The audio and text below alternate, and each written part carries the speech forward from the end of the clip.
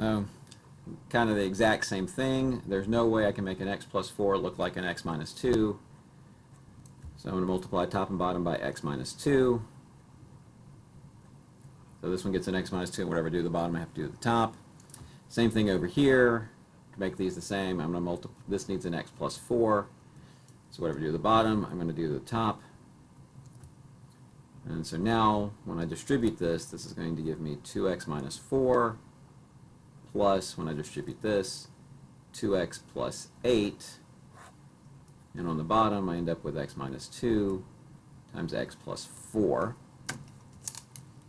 Now your final step is make sure you combine everything. So 2x and 2x is going to give me a 4x, and negative 4 plus 8 gives you a plus 4, all over x minus 2 times x plus 4. And for the most part, that's the basic idea of getting a common denominator with algebra. So how does it get harder, right? Well, things get a little more complicated. So if I have 2 over x minus 2 times x plus 1 plus 3 over x plus 1 times x plus 3. So I'll give you a chance to give everybody a few seconds to write this down.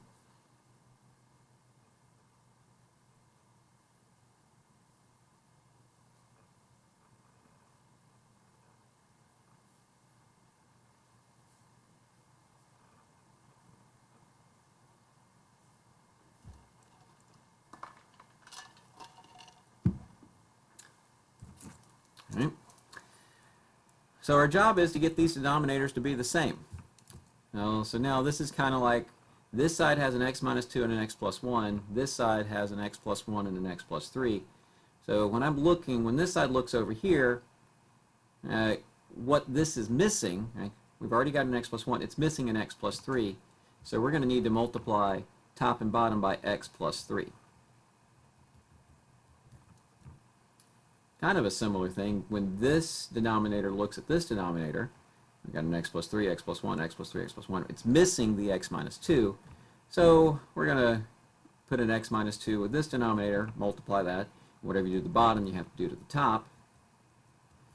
And now what we have, we've got our common denominator.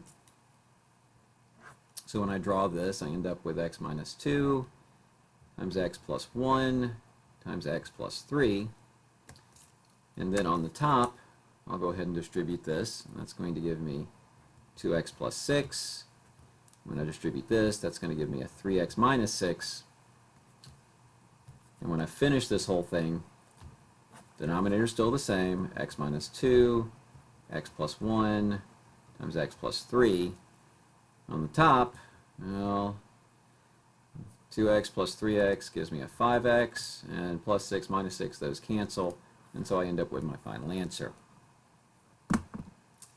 Now I have time for one more example, and then I'll talk about expectations for tonight and tomorrow. So, what's kind of the next level of question? The next level question looks like this. If you have 2 over x squared minus 1 plus 1 over x squared minus 3x minus 4.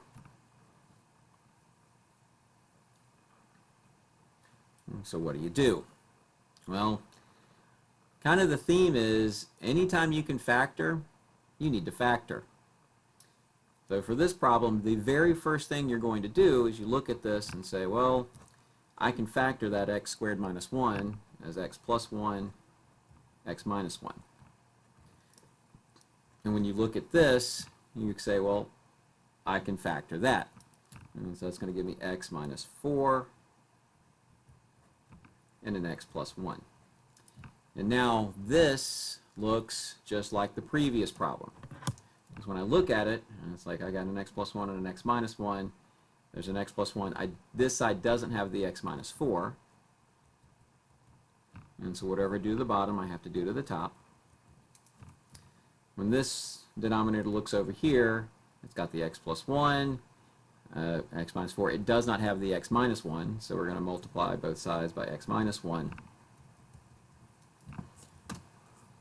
And now my denominator is x plus 1, x minus 1 times x minus 4. And let's see the numerator. When I distribute this, it's going to give me 2x minus 8. When I distribute that, that's just going to give me an x minus 1. And so my final answer is going to give me 3x minus 9 all over x plus 1, x minus 1 times x minus 4. Now, typically what happens at this stage, wait, did I want, yeah. So, you know, 95% of the time you're done. Sometimes this thing can factor and then something cancels. That's not going to happen on Khan Academy. So here's my expectation of right now you have 9 total Khan Academy assignments.